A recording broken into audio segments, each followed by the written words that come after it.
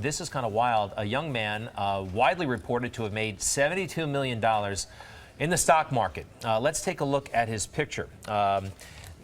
This was picked up by a lot of people, not just New York Magazine, although New York Magazine picked it up most recently. Yeah. That this young man, let's see, Mohammed Islam, actually made $72 million basically on his lunch break. At Stuyvesant High School. Which is a very competitive high school. Which we figured, they're all a bunch of smart kids there. It could be a possibility. You know, it was shocking, but it wasn't like totally earth-shattering because we know these kids are precocious.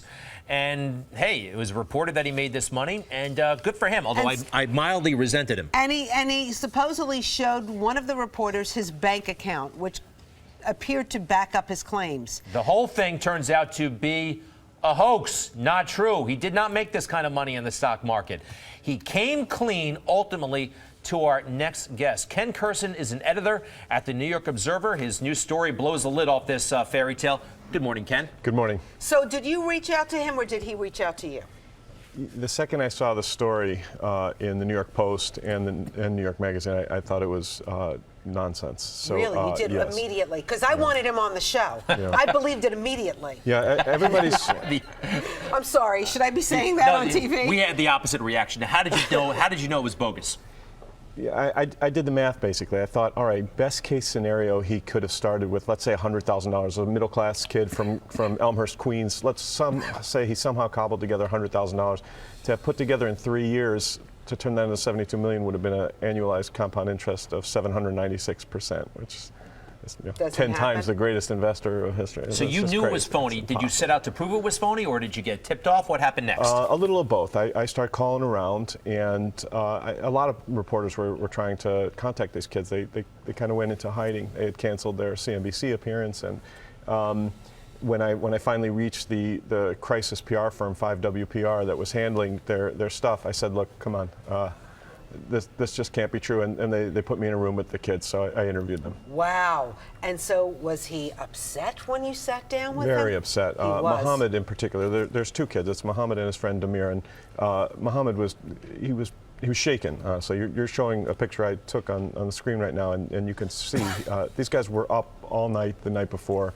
They're panicked about basically what their parents are going to do to them. Now, one thing, it looked to me, reading the story in New York Magazine, these kids didn't actively perpetrate a fraud. They just kind of confirmed what a lot of people were saying. There were rumors floating around, all kinds of gossip that they were these whiz kids, and they more or less said, yeah, that's us, and yeah, we've made lots and lots of money, maybe 8 figures, right? Yeah, it's a little bit of that, but they allowed people they were enjoying the myth making that was going on, and it got out of hand. You know, you're in high school, you tell a fib, and then it turns into a lie, then a rumor, then you're on TV. So they didn't set out to do this. I mean, what was their motivation? Fame, job on Wall Street? I think they wanted to impress their friends. Just in Stuyvesant High School. We fibbed in the cafeteria. They wanted this to stay at Stuyvesant, or did they have designs on this getting out? I think they wanted to be big shots in their school, and then rumors started getting out, and they didn't know how to unwind it. You know, once reporters start calling, if you out yourself as having told a lie, then your friends know. So I think they didn't realize how quickly it would get out of hand. Now what are the parents going to do? The kids are frightened about that. Mohammed said his father might disown him. They were very upset. What? Well, you know, the parents know it wasn't true. They're reading in the paper just like we were. You have $72 million? I don't think so. Well, we don't want that. I hope they don't disown him. Come on, listen, you gave... He's just a kid. Hopefully they'll get it back together. Right, we got a bit of a laugh out of this, quite frankly. It's not the crime of the century. Right. Nobody was hurt. It's a learning lesson. I think that's right. They're 17 years old, and hopefully they'll learn from this. So does he want to go in a Wall Street job at some point? That's Mohammed's goal, and he's a very bright kid. I don't doubt that his simulated stock trades, which is what this was based on, perform very well. But there's a big difference between playing with fake money and playing with real money. Excellent. Is he a junior or a senior? Senior. So does he know where he's going to college next year? Not yet. And he seems to be taking the heat more than his friend.